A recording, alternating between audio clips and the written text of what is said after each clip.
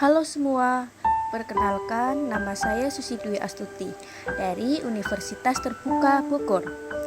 Kali ini saya akan membahas tentang demonstrasi kontekstual mata kuliah Filosofi Pendidikan.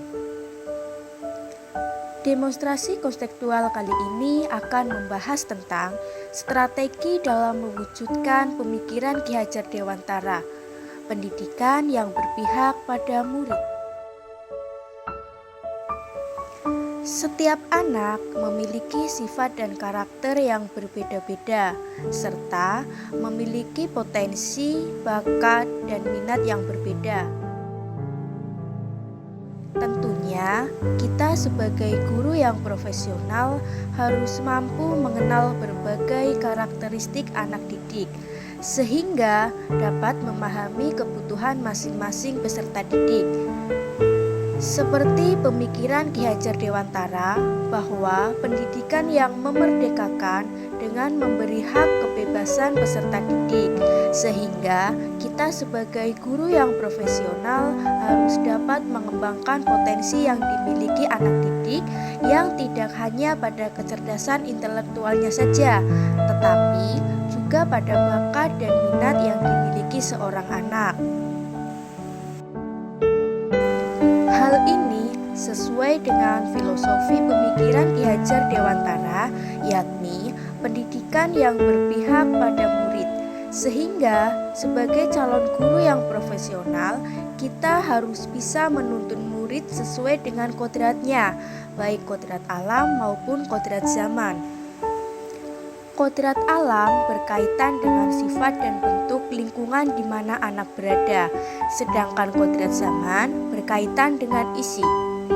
Kodrat alam adalah sesuatu hal yang dimiliki oleh anak, seperti pengetahuannya atau cara berkomunikasinya. Sedangkan kodrat zaman berkaitan dengan berjalannya waktu, akan sekarang dikenal dengan pembaruan teknologi. Kemudian ada sistem Among.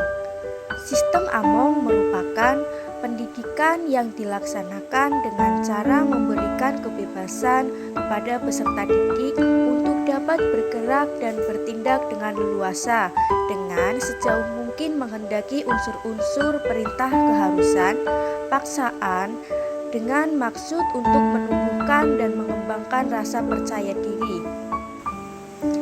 Nah, selanjutnya ada 3 prinsip dasar Ki Hajar Dewantara. Yang pertama, Ingarso Sung Tulodo,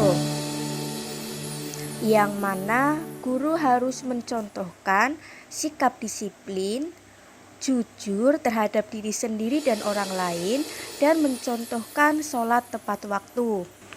Prinsip yang kedua adalah Ingmatyo Mangungkarso, di mana membangkitkan semangat peserta didik yang mengalami masalah untuk tetap fokus menggapai cita-cita. Yang ketiga ada Tutwuri Handayani. Di luar pembelajaran, guru tetap memberikan motivasi untuk menggapai cita-cita.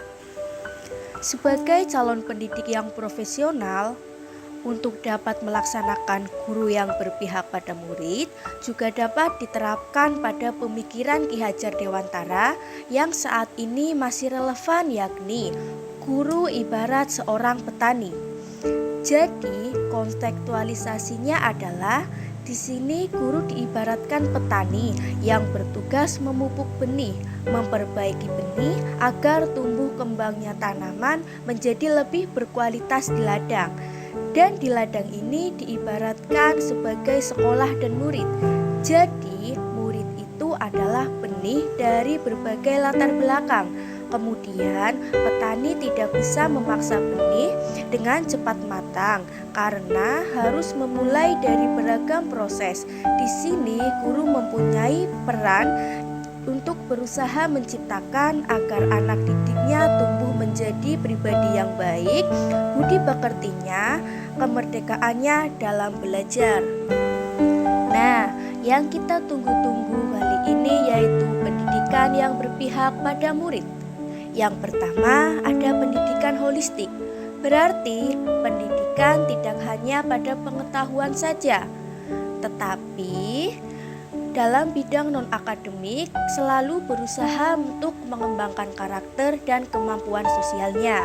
Yang kedua, ada pendidikan bersifat kreatif, yaitu proses pembelajarannya merancang imajinasi peserta didik untuk mendorong mereka berfokus kritis dan berimajinasi kreatif serta dapat memecahkan masalah. Yang ketiga, ada pembelajaran aktif. Menurut Ki Hajar Dewantara, dengan mengusulkan pembelajaran yang melibatkan siswa secara aktif, di mana bisa dilakukan melalui diskusi kelompok, eksperimen, dan mengerjakan proyek. Yang keempat, ada pendidikan karakter. Yang kelima, pendidikan yang relevan dengan budaya lokal. Di sini, guru harus menuntun siswa untuk melestarikan budaya lokal dan menerapkannya dalam proses pembelajaran. Dengan menerapkan prinsip ini, proses pembelajaran sesuai dengan Ki Hajar Dewantara akan menjadi lebih holistik dan berpusat pada peserta didik. Terima kasih sudah menyaksikan video ini. Salam dan bahagia Bapak Ibu guru hebat.